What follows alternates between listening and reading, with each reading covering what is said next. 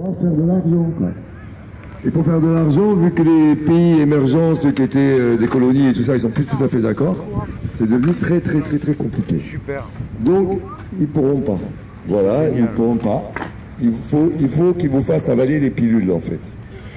Petit à petit, vous voyez, par exemple, ils ne touchent pas à la CGT transport, hein, ferroviaire, parce qu'elle est très forte. Et si jamais ils commençaient à la toucher, elle, là, ce ne serait pas 5 personnes qui seraient là. Ça serait trop. Donc pour l'instant, eux, ils les couvrent, ils les financent avec la dette et tout. Ceux du spectacle, eh ben, vous voyez, on n'est pas trop emmerdant. On fait pas trop de bruit, à part quelques-uns. Ça va, on ne dérange pas trop. Alors on peut continuer. Voilà, donc il va falloir réapprendre à vivre de notre travail. Nous avons un savoir-faire, nous avons des talents. Nous n'avons pas besoin d'aide, nous avons besoin d'exercer notre métier avant toute chose. Voilà, là, si vous me laissez travailler dans la rue, vous allez voir, j'ai ramené un chapeau, une quinzaine, une vingtaine d'euros, ça me suffira. Pourquoi plus? Après, quelqu'un qui travaille dans un spectacle, que ce soit national ou soit un spectacle du quartier, il paye une quinzaine d'euros sa place, une belle soirée, des bons spectateurs, tranquille. Tout le monde, l'acteur, un salaire correct, une centaine d'euros pour la prestation, qui qu'il soit. Oui, voilà, peut-être je suis un peu loin, donc je vais couper là. Pour moi, le système financier est tombé, donc on peut plus lutter pour ces anciens droits, il faut lutter pour ces nouveaux droits. Voilà, putain, bravo. Merci Jean-Claude. Il faut lutter pour ses droits. Juste pour rappeler, en fait, Gérard Ray est parti, donc ça va me permettre de pouvoir l'annoncer au micro, etc. Mais Gérard Ray a donné la cagnotte pour les occupantes et les occupants du TNN, donc il y avait une cagnotte en ligne. La cagnotte, c'était 800 €, donc Gérard Ray a récupéré ces 800 €. L'UDCGT en a rajouté 200, donc résultat, j'ai 1000 € dans ma poche, vous pouvez m'agresser. Voilà. À mort, Louis Croix et Macron. Je le dis devant tout le monde, je le dis, c'est enregistré, comme ça, s'il y a un problème, vous savez que le responsable, c'est moi, qui vienne le chercher. Alors... Pardon. Et la Cassagne va donner 300 €. Bah tiens, prends le micro et dis-le si tu veux. Et je répète aussi, la Cassagne a donné 300 € ce matin avec Estelle, on les a pris directement, on les a donnés au retour à Taola. Voilà. Pour rappel à celles et ceux qui ne le savent pas encore, nous sommes les occupantes et les occupants du Théâtre National de Nice, qui est juste là. Oui, c'est vrai. Non, toi, bah non, toi non.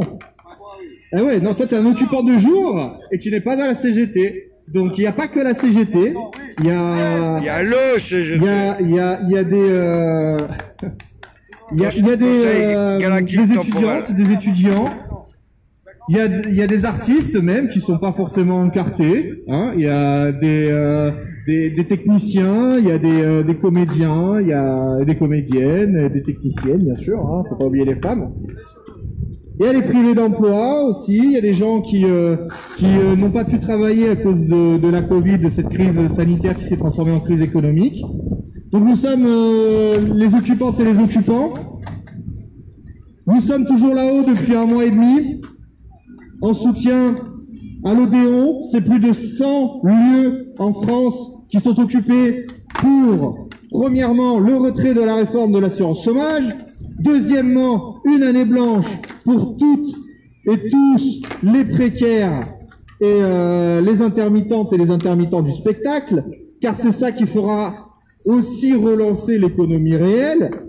On pense au petit boulanger qui a du mal à finir de vendre tous ses petits pains. Bref, et d'autres revendications que vous pouvez trouver sur Internet. Mais que je ne vais pas dire là maintenant parce que je commence à en avoir marre aussi de parler. La merde. Je vais expliquer un truc, mais en attendant, Jean-Claude va vouloir parler. Je finis et je te laisse le micro. Oui, sur le sujet, bien entendu. Il y a toujours une cagnotte en ligne. Toujours une cagnotte en ligne pour pouvoir aider les occupantes et les occupants. Alors ça sert déjà en majorité pour qu'on puisse manger, c'est sûr, mais aussi on a divers dépenses, comme par exemple on rachète des matelas qui se font péter par des gros lards comme moi.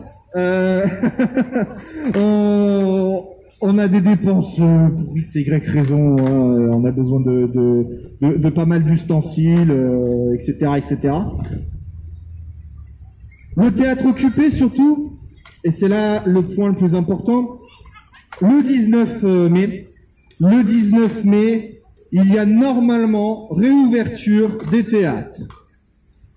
C'est pour cela que nous appelons toutes et tous, tout le monde, le samedi 15 mai à 14 h, soit sur le parvis, soit ici même, on verra si on aura les clés ou pas, parce que ça a été décidé à l'AG, samedi 15. On appelle tout le monde, tous les soutiens, toutes les personnes qui ont lâché même le moindre petit like sur Facebook, de venir. Parce que c'est là où on va décider, dans ce qu'ils appellent une assemblée très générale, on va essayer d'être un maximum de monde pour décider toutes et tous ensemble, qu'est-ce qu'on fait? Est-ce qu'on continue d'occuper pacifiquement? Est-ce qu'on fait autre chose? Est-ce que quelqu'un a une idée? Comment faire pour militer, pour pouvoir faire valoir nos revendications? Parce que je le répète encore une fois, nous n'avons pas encore obtenu satisfaction. La réforme de l'assurance chômage qui va mettre plus d'1 million de personnes dans la précarité est toujours là. Et ça, c'est pas normal. Donc moi, personnellement, je sais que je ne lâcherai rien. Et je sais pas vous ce que vous en pensez. Ah d'accord. Tiens, je te laisse le dire au micro. En fait, là, il y a deux sujets. Oui, on lâcherait, ça c'est certain. Il y a pas une photo. Là, il y a l'appareil là-bas. Il y a deux sujets maintenant. Il y a le premier, viens voir les occupants. Alors, je vais vous chanter une chanson. Viens voir les magiciens, viens les comédiens, voir les musiciens.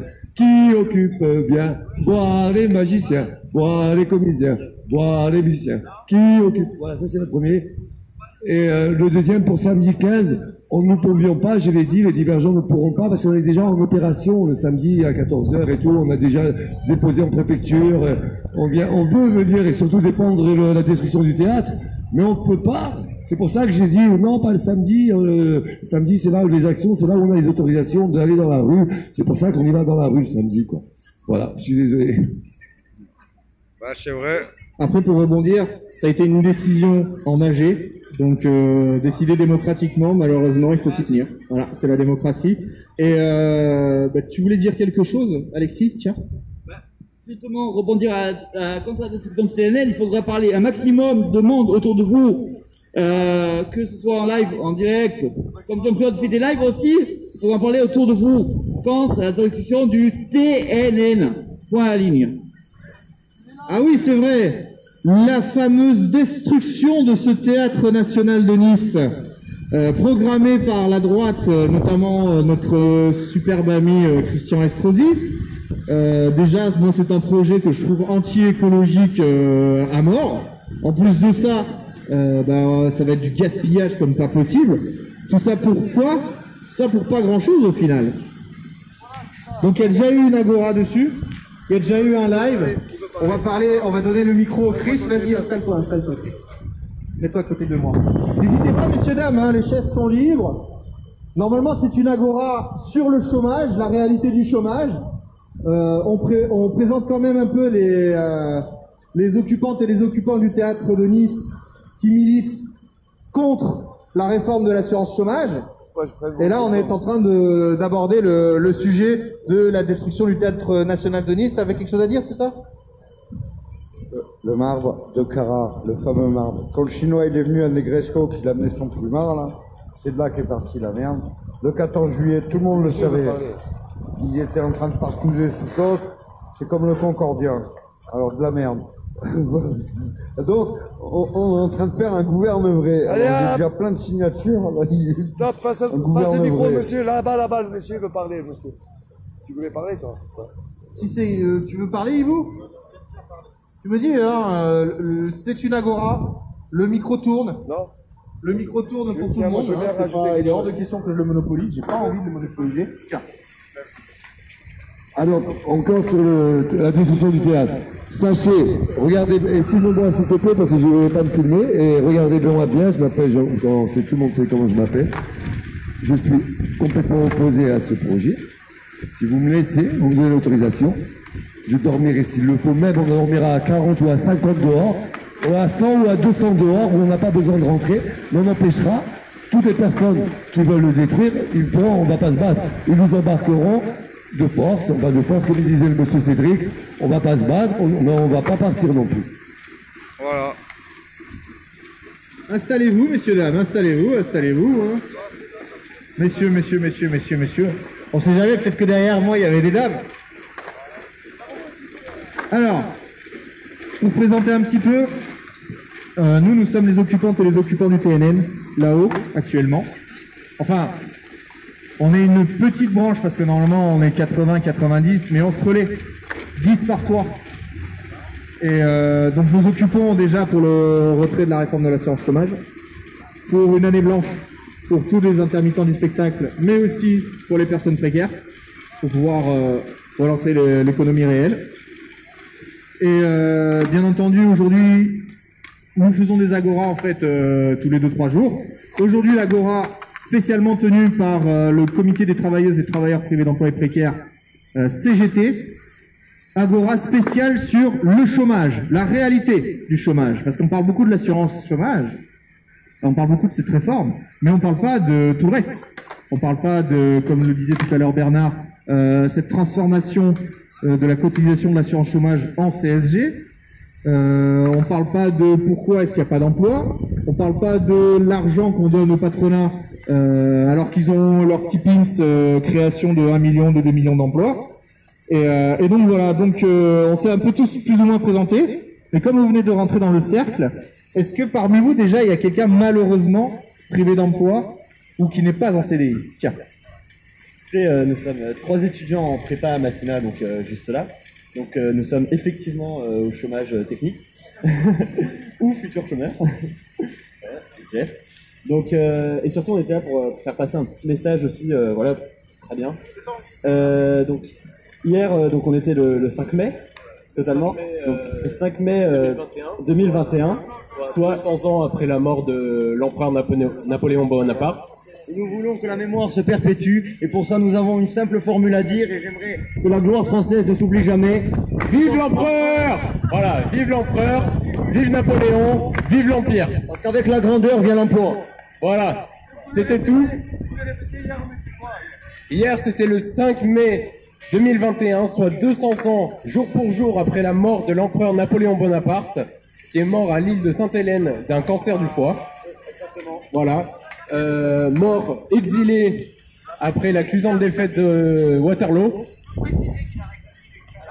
Alors, il a rétabli l'esclavage, mais il faut savoir que c'était dans un contexte économique très... Voilà, malheureusement, c'était nécessaire. Et puis, il faut... Attendez. Oui, voilà. Est-ce que vous allez dire, donc du coup, par exemple, voilà, toute l'Europe à l'époque était pour pro-esclavage, c'était une réalité de l'époque, et on était un peu en guerre contre l'Angleterre. Les jeunes, il n'y a pas pire. On était en guerre contre l'Angleterre, et l'Angleterre. Mais je ne justifie pas, je dis juste, et l'esclavage a été rétabli que vraiment très partiellement, parce que la réalité historique fait qu'il n'a pas été vraiment rétabli. Ah oui. Dans les colonies françaises, l'esclavage a été soi-disant aboli, mais la réalité c'est que, à part à Saint-Domingue, l'esclavage c'était quand même en place, c'était toujours en place. En dehors de tout ça, l'ouverture à Saint-Domingue, oui. On va arrêter de parler d'esclavage. Écoutez, puisque vous êtes pour l'esclavage, bienvenue, mettez-vous des chaînes aux pieds, allez-y. Allez-y les gars, allez l'esclavage, hop. Merci. Sinon, le 5 mai, il ne faut pas oublier que c'était aussi la naissance de Karl Marx, je crois. Ah merde. Je crois. Merde, attends, j'ai coupé. C'était la naissance de Karl Marx. Moi, ça m'intéresse. Et je rappelle quand même que le sujet, Le 5 mai, c'était quoi aussi? ça reste le chômage. Oui, c'était La quoi réforme le de 5 mai? l'assurance chômage par... Merci beaucoup les gars. C'est une agora. Vive l'empereur. Voilà. C'est une agora. Hein. Les gens ont le droit de venir s'exprimer. Et nous voyons quand même que des fois il y a des gens qui sont un petit peu trolls et qui viennent parler de l'empereur. Hein, vive l'empereur. Qui oublient Karl Marx, qui sont contents de l'esclavagisme alors qu'eux-mêmes sont sous faux des bourgeois. Voilà quoi. Qu'est-ce que c'est leur droit. Hein. Après tout, c'est un micro. Hein. Eh ben prends le micro si tu veux. Parce que, je te le répète, c'est aussi la naissance de Karl Marx. Ouais, ouais. C'était une sacrée date. Ouais. Donc pendant qu'on a une situation sanitaire catastrophique, une situation économique catastrophique, La seule chose que le gouvernement Macron actuellement nous propose, c'est une réforme de l'assurance chômage et c'est encore une fois taper sur des gens qui sont déjà pauvres et les précariser encore plus.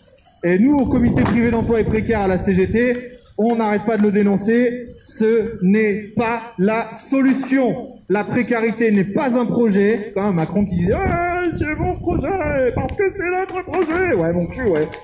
La précarité n'est pas un projet. Il faut faire la guerre au chômage et non pas aux chômeurs. Et le chômage, c'est le fait des patrons qui n'embauchent pas, qui ramènent absolument beaucoup d'argent dans leur poche, beaucoup d'argent donné par le gouvernement, bien sûr, qui est à leur botte, hein, faut pas se le leurrer. Et pendant qu'il y ait des privés d'emploi qui essayent de se regrouper, et ben il y en a qui arrivent et qui disent Napoléon. Voilà. Il fallait bien un petit peu des trolls, hein. Et puis je pense Bernard que tu as très bien réagi. Il faut parler que Napoléon a remis en place l'esclavagisme et que s'ils sont contents de l'esclavagisme, qu'ils soient les premiers à aller bosser. Hein? Non mais parce que c'est bien beau l'esclavagisme, mais quand on en profite, c'est ça le truc. Moi je vais peut-être sur la conclusion, sauf si quelqu'un a quelque chose à dire. Tiens. Ouais.